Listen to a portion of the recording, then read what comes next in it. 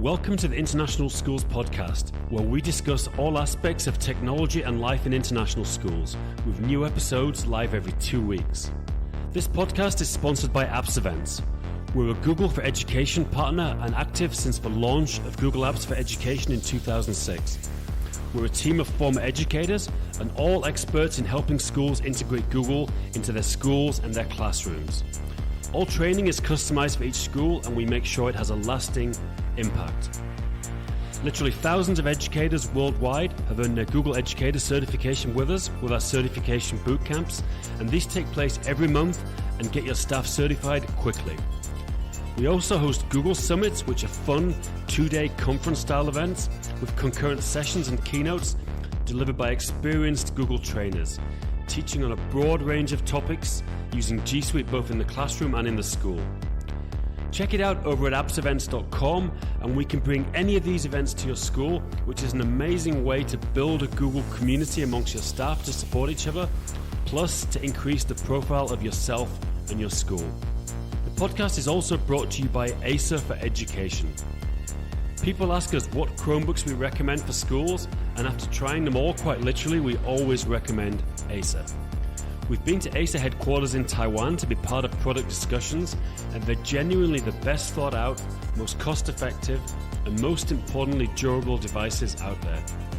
They're always innovating, including the first tablet running Chrome and the first convertible touchscreen Chromebook. The latest version of this is a Spin 11, which has a stylus and 2 cameras, and we highly recommend it for schools. They of course have a full range of Windows laptops, and for esports fans, their Predator range is second to none.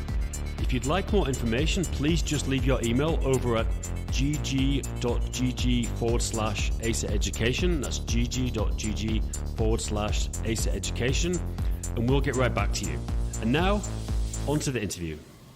Hello and welcome to the podcast. Today I'm delighted to be talking to Andy Fossett live from Tokyo.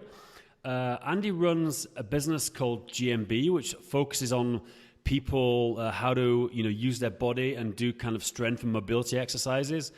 And he's a former teacher, so great to chat to you. Welcome to the podcast, Andy.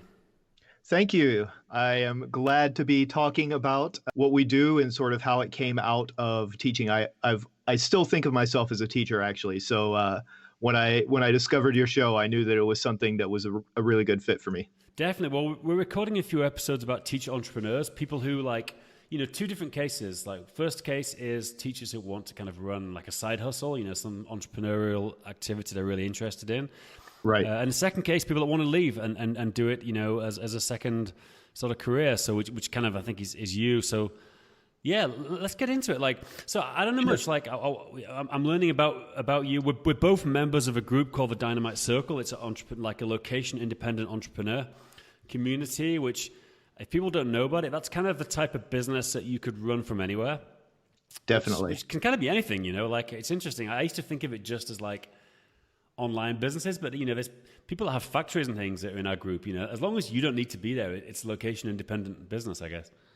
Yeah, I mean, that's something that also I think has the options have expanded in the past 10 years, especially as, communication technology has increased, but also just the ability to do video in a much more lightweight fashion than we used to be able to.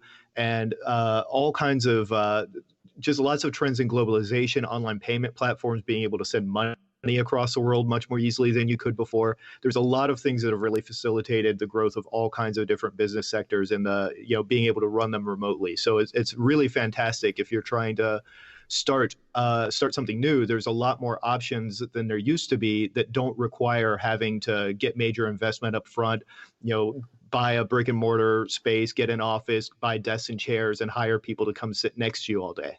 Yeah, definitely. So it's very international. You're in Tokyo right now. I'm in Prague. Yes. It's a cold, about 0 degrees actually. It's got really cold here in Prague.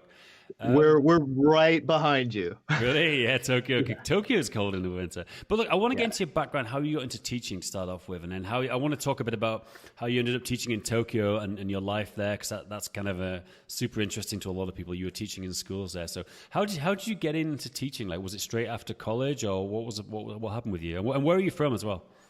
Right. Well, actually, the answer to like both parts of that start with the Karate Kid. Right. So I grew up in Atlanta, in Georgia, and my father played in bands and did martial arts and stuff. But when Karate Kid came out in like '84, right, I saw that and I was like, man, I want to do karate. Yeah. So we went around and we found the best karate school for kids, Apparently, and that film made a huge like boom in karate all around the world. huge. It was Yeah. huge. Yeah, and back then there weren't like 1,000 options like there are now. There wasn't like all of the taekwondo schools. There was no BJJ that anyone had ever heard of yet. This was '84, so really there weren't a whole lot of different places teaching. So we went around town and looked for a place that was good with kids, and we found the one school that was really good with kids, and it just happened to teach this art called Taido, which is very, very minor, very rare. It's not even known well in Japan, but for some reason, I've enjoyed it, and so I've been doing that for 35 years now. And that is how I got started teaching. Is I was doing that from a young age, and over time, got better and better at it. Started helping out my instructor, and began teaching classes when I was a teenager. And that was really the thing. I looked up to my teachers, and I thought it was really cool, and I found it really rewarding when I was able to help other students. And so when I was in college, I started thinking, maybe there's something to teaching instead of just doing, technical work. I went to Georgia Tech for my first couple of years of college. Many aspects of that experience convinced me that it wasn't the right place for me. Right. Why was that? What didn't you like about it?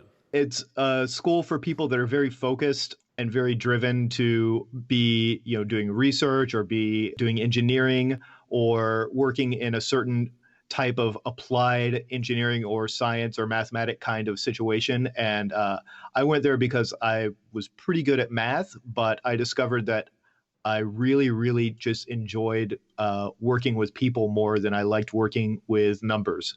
Sure. And so I I got the chance when I was still in high school to come to Japan the first time in about '93 for the Taito World Championships. Didn't do so great in the tournament, but I did make a few friends. And so when I was in college and I was kind of uncertain what I wanted to be doing, if I wanted to continue going down the technical path or maybe do something else, I actually was able to come over here. And I just kind of jumped on a plane. I had a 3-month visa, and I came for 3 months with almost no plans, and just kind of bummed around and figured out, learned to speak a little bit, talk to people, and just did what I could. And I started really enjoying it. Had you And so dropped out of college at this point, and what were you doing work? I hadn't technically dropped out yet, but I did take a very nice long break and then go back to a different college when I had determined that I done with what I had been doing up to that point. Right, Yeah. right. So you spent 3 months in Japan. Like, you just traveled around, did you? Like, I mean, that's quite expensive to do, especially when you're a student, I guess. The lucky thing was that through my connections with Taito, I happened to know a lot of people that taught that over here. And my instructor was able to introduce me to people. There wasn't the internet. You couldn't just look people up on Facebook. Basically, it wasn't as easy to find people that were outside of, say, Tokyo. So all of the people that taught this martial art in smaller towns and stuff, I had a connection with them, and I was able to basically call them up and say, hey, I'm a student of this martial art from America, and my teacher, recommended that I get in touch with you. And they'd be like, oh, come stay at my house for 2 weeks. That's So really that cool. was basically how I was able to afford it, is that I didn't have to pay for very much because I had these connections that I think are a little harder to make these days because we have so many more lighter weight connections. But then, I was young, and a lot of people I think wanted to help me out because they saw it as a fairly rare opportunity at that point. And were you teaching in these schools in Japan, in these Taido schools, or you were just hanging out and training there? So I was training, but I was also of a level that I was able to do a little bit of instruction too. So I was doing a little bit of both, but I was definitely trying to soak up as much as I could of other people's teaching while I had the opportunity to do that. Cool. So what happened then? You ended up doing this as a Right. short-term thing and going back to the States? Right. I started coming back and forth every time I got a chance, and that's when it really did get expensive. So I realized that if I wanted to keep, spending time in Japan, that I really needed to find a job here.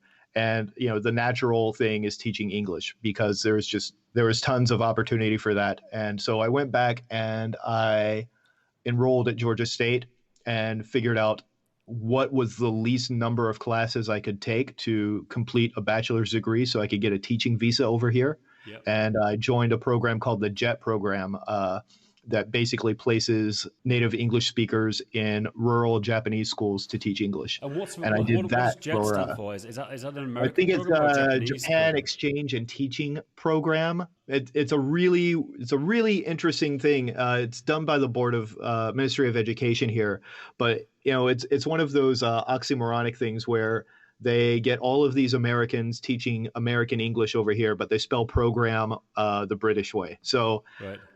Yeah, I don't know. The correct way. Well, it's debatable. Exactly.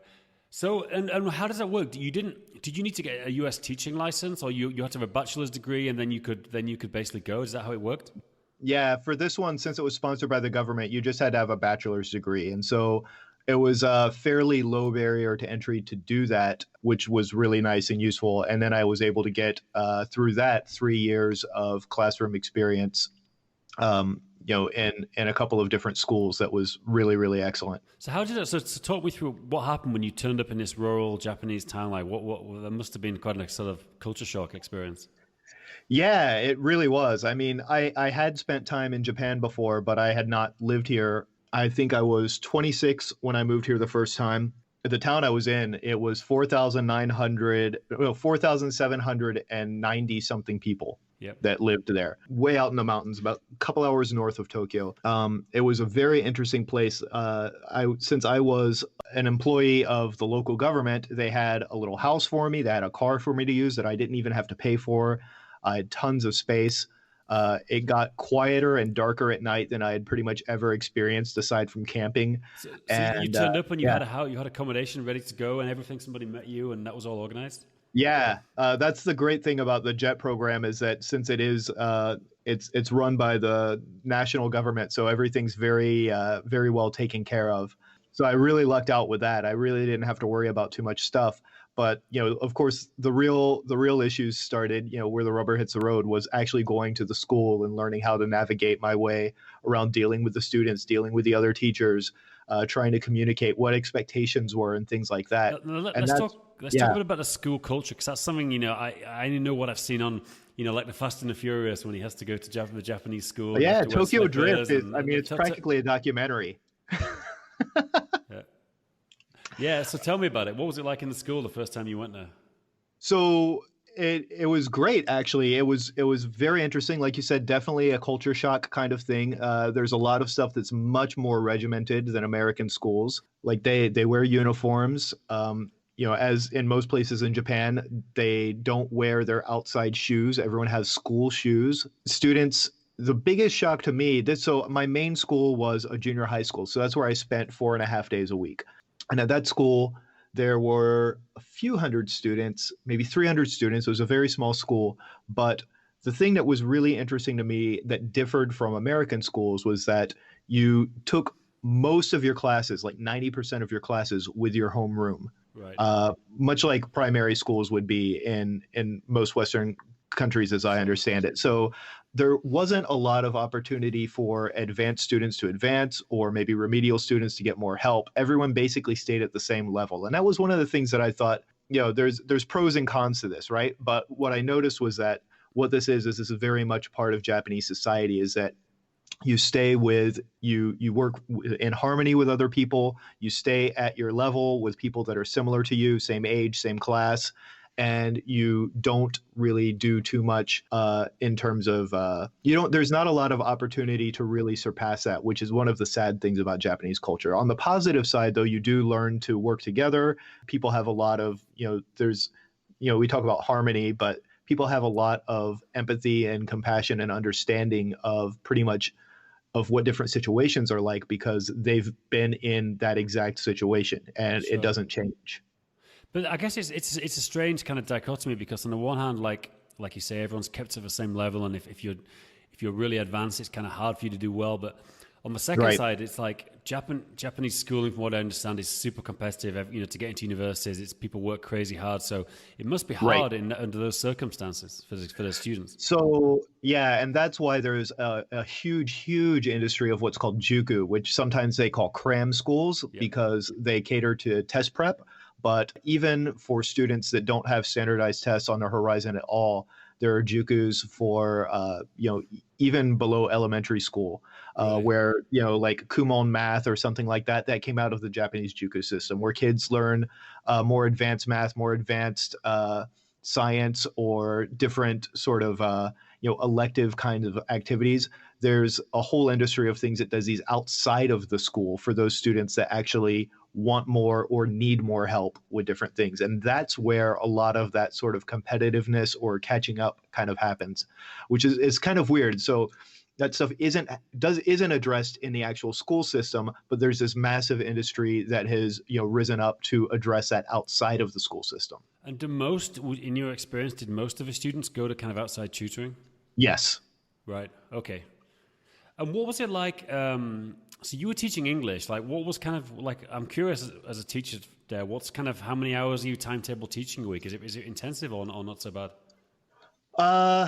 So yeah, I would say it really depended, because at that point, English was a required class for junior high, but it had gone through a couple of changes in terms of how many hours students were required to take. And Right. also, since I wasn't the only English teacher, I worked with native Japanese teachers that taught English. Depending on the number of classes and the number of homerooms that we had to teach, we had to break up my schedule in a way that made sure that every class got the same amount of contact with me, Right. which sounds a little weird, but to keep things fair, we had to do that. So I had a few semesters where I had upwards of 20 hours a week in the class, but then I had a few that it was more like 12 or 13. Right. Right. And were you the only non-Japanese teacher in the school, or were there others? In this school, since it was a very small town, yes, there was just me. So I'm curious, like, I mean, what was it like socially? I mean, did you go out in evenings and weekends, and what did you do? Yeah, that was one of the things that was really challenging. And I will definitely give credit to the teachers at the school that tried to make me feel welcome, and show me around and everything. But they also had lots of work to do, and being a teacher is very, very demanding sometimes. So especially around exam times and end of semester and stuff like that, there wasn't a lot that they could really do to help me. But I did manage to make friends, some with other American and Canadian, Australian English teachers in neighboring towns. But also, because of my martial arts background, I was able to join a dojo and practice and make friends through that, which really helped. That's cool. Like, what was it? I mean, was it? I guess in this small place, it was only Japanese food. There was no other options in restaurants and bars and things. It was all very local, I guess. Yeah, but we were also like, I'd say close, but I mean, I also grew up in Atlanta where you drive 45 minutes to see your neighbor. So Yeah, yeah, I yeah. would drive 15 to 20 minutes and be in a mid-sized town, a small city, I guess, that had, grocery stores and, McDonald's and, all that kind of thing. So Right, right. it wasn't too isolating, but I did have to really want it if I wanted any of that. Sure. And Japanese food's amazing as well. So I think even in the Yeah, small towns, I I guess it's really pretty wasn't good. missing much. Yeah, yeah. So how long did you work in this school for? So at that point, Jet was limited to 3 years. So at the end of 3 years, my contract was up and I went back to the US for about a year and a half. But I had met a lady. We decided that we were going to kind of take the next step together. So after that year and a half, we actually moved to Osaka together, and I started working at a different school there. And we lived there for about 3 years, and I was teaching there. And that's when I realized that there wasn't a lot of future in, especially being an English teacher long term in Japan. Yeah, I've talked to one or two other people who were English teachers, and it kind of goes a few ways. I mean, I know, I've got a few friends in Prague who teach English, and people, some people use it as a stepping stone. They want to go work for, say, an international school as a I say proper teacher, but as a Right. really a teacher, and they take their teaching license. Some Sure. just want to go off and do something completely different. It's I mean, it's a tough thing to do. I guess, forever unless you sort of start your own language school or something, because it's kind of, it's not a lot of advancement in it, it seems to me, as an English teacher. Right. And so a lot of people do start language schools because, you can be in control somewhat of at least your, amount of profitability. What I started doing is I started working more at the Department of Education level and started working more with the local governments and training the teachers because I had that classroom experience and I knew what people were coming into. So I was able to work with new teachers coming, train them, work with the Japanese teachers that had to work with those people and train them on how to have a good teamwork experience and everything, and started doing a lot more work on curricula, the training side of thing, than actual classroom instruction. That's interesting. So you were in Osaka. Were you working for the government then, or were you a contractor working part-time? How did that work? I was a contractor working at the Board of Education, yeah. Right. Now, I imagine like that, I guess that gets into Japanese corporate life a bit. I mean, that's something I imagine, it's people work incredibly hard. You don't leave before your boss leaves. Was it like that for you, or were you kind of out of it as a contractor? There was a little bit of that, but it was a weird situation. And this is one of the reasons that it got sort of bad for me at the end, is because I was hired as a contractor specifically because the Board of Education did not have enough money to pay full-time employees. Right. And this is what was happening, especially in larger cities. They were having trouble with budget allotments. And so things that were seen as non-essential, like elective language programs, for example, they couldn't afford to retain staff full-time or pay benefits. So you ended up with all these people with contracts that specified exactly 32 hours a week. So they wouldn't have to be included in the National Health Insurance Plan and that kind of thing, right? Right. Yeah. So along the way, things got political, and I saw, PE teachers, music teachers, same thing happening to them. And that's when I was starting to think, this is something I enjoy, but it's not something that I'm going to be able to keep up with, since, at that point I had gotten married and I was thinking long-term and family, and I really wanted a lot more security. So that's when I started looking into what I could do in terms of, maybe starting my own thing. Started off as a side hustle. But what could I do to have a little bit more predictability and security with my long-term income, so that I wouldn't be, hoping that my contract would be renewed? And that's basically what it came down to. After 2 years where I found out that my next year's contract would be renewed only a week or two before the current one expired, I got really, really sick of having to live with that 3 months of anxiety, Yeah. How old were you at the point when you were looking at doing something entrepreneurial, doing your own business? So I think, let's see, I got married, I was 32. So around 32, 33. It's interesting. I think, that's a lot of, I never did anything entrepreneurial till my, I guess, probably 34, mid-30s, and right. A lot of my friends are the same. I think a lot of people, think, it's something you've got to be born an entrepreneur. But I mean, I've got plenty of friends didn't do anything entrepreneurial till their 40s, even 50s. Oh, no. People are, and I think it's interesting. I think it's more common to do it at that kind of time rather than something you have to have been doing earlier.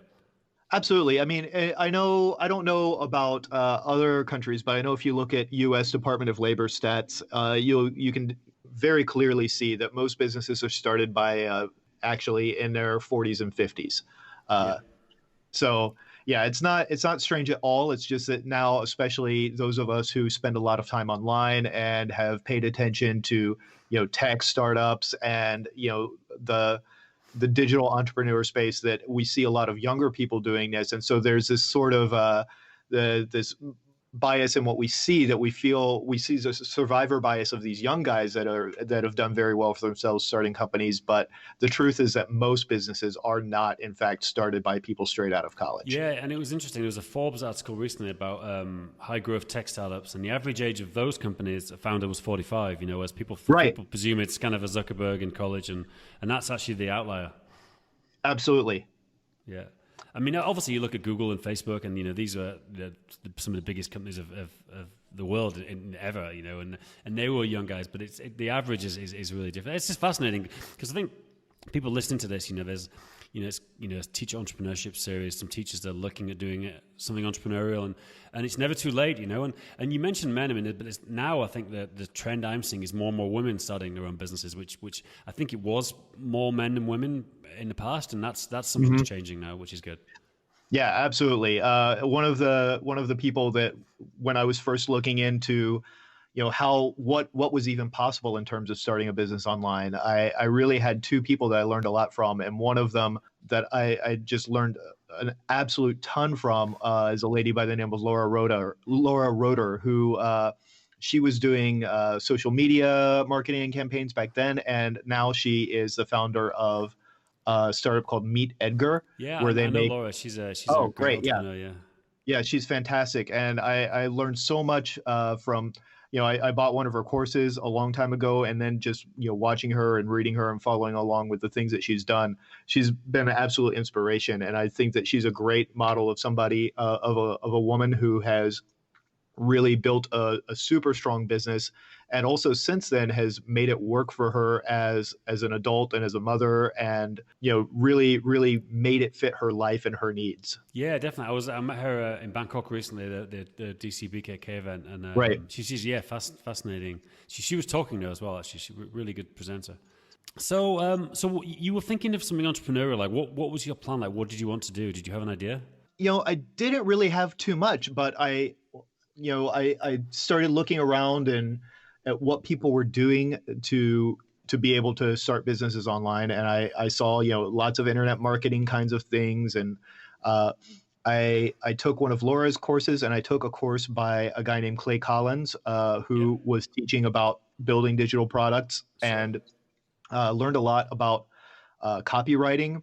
And I've always been pretty good at writing, pretty good at understanding people.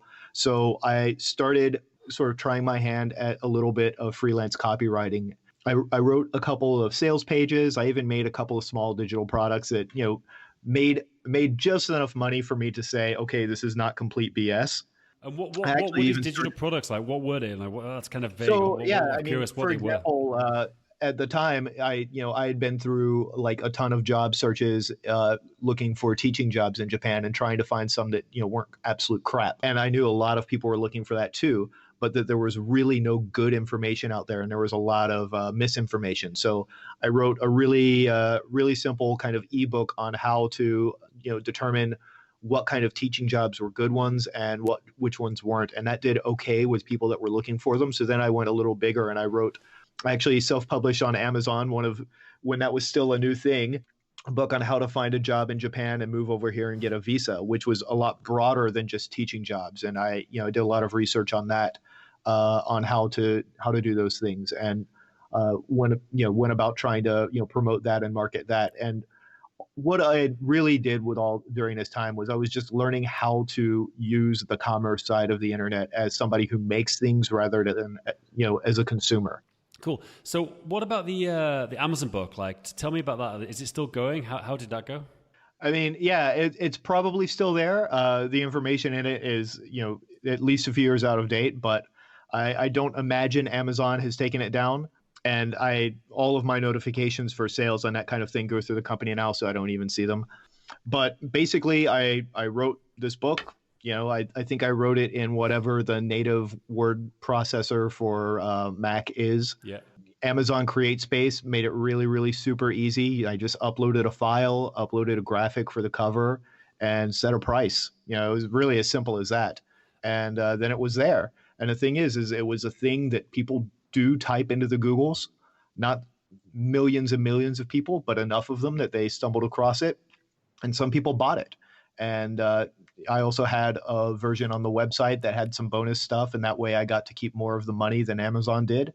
And I managed to make, I think, total on that before I took the website down. I think I made $6,000 or $7,000 on it. That's great. Is that still something people could do now? Is it still easy to I mean, I guess it's easy to self-publish a book on Amazon. Is it still easy to actually make some money out of it? There's a huge industry of people teaching how to write books and put them on Amazon and make money. I mean, I know there are authors that are just making incredible amounts of money doing this. However, I think it's one of those things that as the possibility of it has become wider known, it becomes more and more of a bloodbath every year, with more people trying to enter into it and more people trying to, game the system and make their way through. So like if you were gonna ask like my advice on like is that a good market? I would say it's as good as any. But I think the thing is that you really need to focus on building your audience and knowing exactly what you have to offer them before you start trying to sell a product in any kind of marketplace or any kind of ecosystem. That's a good point, because the way I kind of see Amazon, I mean, like I think if someone's let's take the example of a teacher looking to do something entrepreneurial. If they've got a topic they really want to write about and they know a lot about it, it could be a good sort of first step into entrepreneurship. You're probably not going to make a fortune out of it, but it'll be interesting. You'll get some feedback. It seems to me now, though, there's a ton of people who are just, I mean, I'd almost, not quite scammers, but just super, super opportunities. They're just pumping out kind of crap focused on optimized keywords and trying to sell books on that topic. It seems like there's a lot of that going on in Amazon. Oh yeah, I mean there is everywhere. Anytime there's a system that incentivizes certain kinds of behavior, or if you have an algorithm that uses automated tools to determine the fittest recommendation, you're going to find people that spend more time trying to figure out how to game the algorithm than they do trying to actually make good products. Yeah. Now, you said something interesting about like before you do this or do a book or do anything, it's good to sort of build up an audience and have it. I mean, is that something you think it's good to start off as a first point of any kind of business, starting a blog or YouTube videos or podcast or something to kind of get an audience just generally?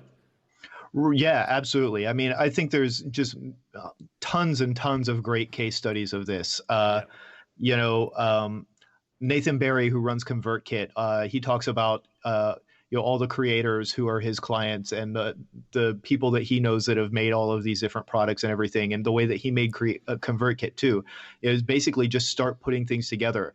He writes, every day. He writes every single day, and from that started putting ideas out there, and then people started responding, and people started saying, hey, I wish I had this thing too, and it goes from there. You have to put yourself in front of people to earn their trust as someone that they would hire to advise them, right? So it could be in any kind of format. It could be, in a community. You could do the whole thing on TikTok now if that's your jam, whatever the kids are into these days. But you need to be putting yourself out there in some way and starting to sort of get feedback from people that are interested in stuff, build up a community, sort of learn what their preferences are and how you can help them, and then start going from there. If you really just start trying to like build a better mousetrap, I'm sure history is littered with better mousetraps. Yeah, definitely. Now, so you did the Amazon book, self-published book, and a couple of other things. Like, what were the next steps in your entrepreneurial journey to lead you to your current business? Well, really around that time, I was working out with a guy that had his own fitness and yoga studio in Osaka, and I had also started helping him try to get more clients. I rebuilt his website and was trying to do a little bit of copywriting for him and working with him on that. But we realized really quickly that he was really limited by the fact that he could only teach one or max two people in a space at a time. And so he was also starting to think, well, maybe I should try to do something online. So we partnered up and made a course together. I was like, yeah, I think I can help you with the online thing because I've done it with a few things before. And so we started building up his YouTube channel. We got him in front of people on a few different fitness related forums, built up a little bit of an email list, and then we launched a course. We pre-sold it. I think we made $3,000 from 25 people or something like that before we even launched it. Spent 6 weeks building out the course and serving the people, and it was just good enough for us to know and convince our wives that it wasn't a stupid waste of time. Wow! And so this was when you said pre-sold it. So this guy, he already had a list, or was this kind of the context you'd built up to sell the course to? Before we knew we were doing a course, we had started building a small email list, but Yeah, we started building it up seriously when we were trying to do this, and by seriously, I mean we started saying, "Hey, please join our email list." Right. You know, this was 2009, late 2009. So it was a little bit different world on the internet then. And we had a weekly newsletter that we would send out by email, and that was just my copywriting. And we would post some videos to YouTube and use that to drive people to the newsletter too. And then we said, "Hey, we're thinking about doing a course. Would you be interested?" And we had, like 50 people say, yeah, they'd be interested. And then we said, well, we're going to make it and it's going to look like this. The first 25 people that pay us this amount of money are, guaranteed access. Right. And then people did. And what was surprisingly. What was it actually like practically? Was it YouTube? Was it mostly just videos with some kind of accompanying documents that explain what to do? Or how did you structure the course? Well, I mean, this is a completely obsolete method now, but I mean, what I did is I made a new blog. I built it on WordPress. I made a blog on there. We made the homepage, basically the sales page for it. And then you could log in and your account would give you access to the pages that had the content on them. So, we might have like the warm-up page that would have a video at the top, then would have, maybe some text that listed out the exercises and a few key points and, a download link if you wanted to download the video. Right. And what was the next step then? Because I'm curious, because your website now, to jump forward, it's gmb.io. Very, very cool website, by the way. So did you quickly translate this course into running your own business, or were there some other things you did kind of in between? Well, I mean, we knew we were going to go that way, but we weren't ready for that yet. So we had a few stops in between. We made a few courses for specific things. We brought on another partner, and they had done a yoga DVD back years before, but never really managed to sell most of it. I was like, well, let's just put the whole damn thing online. And we did that. And we spent a few weeks rebuilding that product, getting a couple of affiliates to help us market it. And then I think we sold $35,000 worth in the first weekend of that. Cool. And that was our real first test case that convinced us we needed to start an actual company. And so you had a business partner, I guess the business partner is this still your business partner, or are you solo nowadays? Yep. I have two partners, Ryan and Jarlo. They are my partners in business, best friends, cool dudes. And we've been doing this together for 10 years now. Great. Now, at what point did you think about sort of quitting your job and the Ministry of Education in Osaka and doing this full time? Was it a gradual thing, or did you say, when I hit this income, I'm gonna quit and do it, or did you not even plan to quit originally? Right. Well, by this point, I was completely out of it. I had been fed up with it. I really couldn't live my life around the way that things were going with that. And so I did find a couple of part-time gigs that were very flexible, that I was still able to get, some income while I was going through all of this stuff, but gave me enough time to work on this. Luckily, my wife also had a decent job, so I wasn't, we weren't completely broke outside of that, but it was about, for about a year, and then for the first couple of years of the company, actually, about 3 years of scraping. That's the thing people don't often talk about, and having an understanding partner in those kind of circumstances is hugely important. Absolutely. I credit my wife with, a lot. Just honestly, the whole thing is, it's partnership 100%. And Sure. Everything that I've done has relied on everything that she's done. And also my business partners as well. I mean, it's very much a team sport that we're playing here. I know some people manage to do this as solopreneurs and run things that way. And I have a lot of respect for that. But for me, it's very much been a team sport the entire time. Sure. And how did you end up kind of setting up your own website and branding this as kind of your business as opposed to doing these individual courses and things and partnerships? By that time, we had just had enough people that sort of knew who we were because of the other products and other organizations that my partners had been part of, other fitness groups that they had trained with, and they had done a lot of stuff on YouTube at that point. Which at that point, like I said, it's 10 years ago. So it wasn't like today where you have channels with like 50 million followers or anything. It's like, they had a few hundred, views on some of their videos, which was a pretty big deal back then. but that was enough for us to think that we kind of had something. And my partner, that is the head coach of GMB, Ryan, was actually, I think he was in Australia at the time doing a seminar unrelated to what we were doing. But during one of the breaks, he was starting to do some handstands and some stuff, kind of like what we do now. And everyone stopped and said, "Well, teach us that. We'd rather learn that than when you were teaching us." And Really, that was yeah, kind yeah. of how we knew, okay, there's an actual market for this. And nobody really was teaching much of that at the time, online at least. So we were able to, we kind of had an open niche, and we knew that there was interest, and we had built our chops in both building up what today looks like a pretty low tech product, but at the time, there weren't a lot of people doing it. Our technical chops and also marketing and that sort of thing. And so we knew that we could do it. We just basically needed to do it. Sure. Yeah, I mean, just as a general trend, I mean, I go to CrossFit here, and as a huge functional movement kind of is just become a big thing. People like this kind of way of working out nowadays. Yeah, definitely. I think that there's CrossFit we have to thank for part of that, but also it's just a reaction to the legacy of the '80s with the the Z Cavarici pants and the spandex and the spray Yeah, tan and everybody eating like 2,000 calories of whey protein a day and trying to do all of that, and then getting hurt and not getting results. sure. Now, how does this work now? Because you have these online programs. Again, the website's gmb.io. So essentially, your business model is you sell these programs to people, and they pay kind of a flat fee for the program. Is that how it works?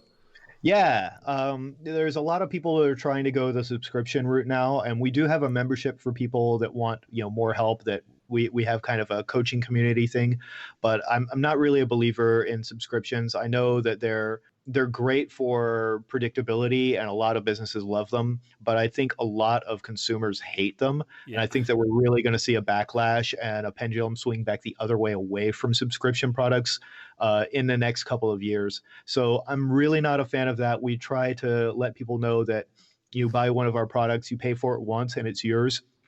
We have lifetime updates, lifetime access, and we do actually update it. Since it's a digital product, we can make changes and make fixes and make improvements pretty easily. So that's something that we're able to provide for people. Yeah, I think myself, you end up with so many subscriptions for different things, and I think people are starting to get a bit sick of it. I love anything that's a one-time payment. I definitely prefer it myself. Yeah, absolutely. I mean, as much as I am a creature of habit, and I do go to the coffee shop and get a cappuccino almost every day, if they decided to switch to monthly billing, I Yeah, would not go back. yeah, You exactly, know? exactly. Exactly. Although now with the Starbucks app, I do preload money all the time. They've almost got me onto a recurring plan with with that. Starbucks app is pretty incredible. I have to give Starbucks a lot of credit for the thoughtfulness and the ease of use that went into that. It's great. And the great thing about the Starbucks app, to go off on a tangent, is a couple of things. It's actually worthwhile because you get a free extra shot, first of all. You get a free coffee pretty regularly. Like, when you go as Mhm. often as I do, you get a free coffee, once a month or something. So it's, or maybe more. It's a great, and at least for Czech Republic, it's a really, really well made app. Now, I'm curious, like, I'm always interested what people's days look like. Like, if you tell me, like, what do you do? Do you work at home? Do you work somewhere else? What tasks do you work on? How do you I'm always fascinated by entrepreneurs and how they structure their day. Sure. Well, I mean, mine has changed a lot as the company has grown, as we went from 3 people to 4 to 7 to 12 to now 23 people in GMB. And also my schedule changed. I used to live in Hawaii, so I was in the last time zone. So I would start my day playing catch up, but now I'm in Japan. I'm in one of the first time zones. So my Monday is actually Sunday evening for most of my staff. So Right. Monday is a very quiet day for me now. So Monday is my planning day, my high level strategic day. I used to work at home, but now I have a young daughter and I don't want her to think of me as the guy in the corner with a computer. So I have a small office. And since you've been in Tokyo, I have a literal closet that I call my office that I work at. And I keep regular hours because, like I said, I'm a creature of habit and Sure. I like that. Uh, but yeah, I mostly come here and I come to my office in the morning and I log on and I see everyone's freakouts and complaints and questions and stuff, and I dive right into it. I know everyone says don't open email first thing. So I, hard I not to love do to it. get into it. Yeah, it's I so love to hard get not to into do it. it. It is, and I understand that, and I'm definitely a fan of the deep work and that kind of thing. But I just like to dive right into it, get it done, talk to people, and be there. And then the thing is due to time zones, again, after afternoon for me, I'm pretty much the only person in my company that's actually awake, aside from one of my partners who lives in Osaka now. So, So sorry. yeah, so at that point, I really can sort of dig deeper into things and have a little bit of isolation and work on stuff like that. So I just kind of flopped my day from how it used to be, and that's what I do. I try to keep pretty good hours, like maybe about 6 hours a day, Monday through Friday. Yeah. Now you mentioned before, like before we started recording, you live in sort of central Tokyo. Like, Yeah. I'm curious, like, what's your actual office like? Is it a shared office space? Is it lots of Japanese companies around you? Like, is it downtown? Like, where do you actually work? Yeah, so this is a shared office building in Sangenjaya, which is a little bit outside of Shibuya. It's a three-story building with, like I said, closets, tons of closets. Do you have a window? There's yeah, 45 closets in this building, Wow. and I very rarely see another human face, though I know there are people behind these doors. And you have a window? I do have a window. That's cool. I overlook the fire department, so I get to see the nice young men training out there. Right, fantastic. And what we kind of skipped over it, but you know, so many people now, when you think of building a team, they think they've got to have an office and employees sitting there. But we almost take it for granted in the kind of circles we move in. But a team is remote, where you have people all around the world. And I guess from how you're describing your team, that's how your team is. Yes, yes. We're in I think we're in 6 or 7 countries, and we span 18 time zones. And what do your people do? Like, if you can break down what sort of jobs do they do and your team? Sure. So I have my two partners, and they are mostly involved in creating content and sort of managing a couple of the other teams. We have our first hire that's been with us for about 9 years, that originally started as doing customer support, but now is sort of chief of staff for the whole company and manages a lot of our teams.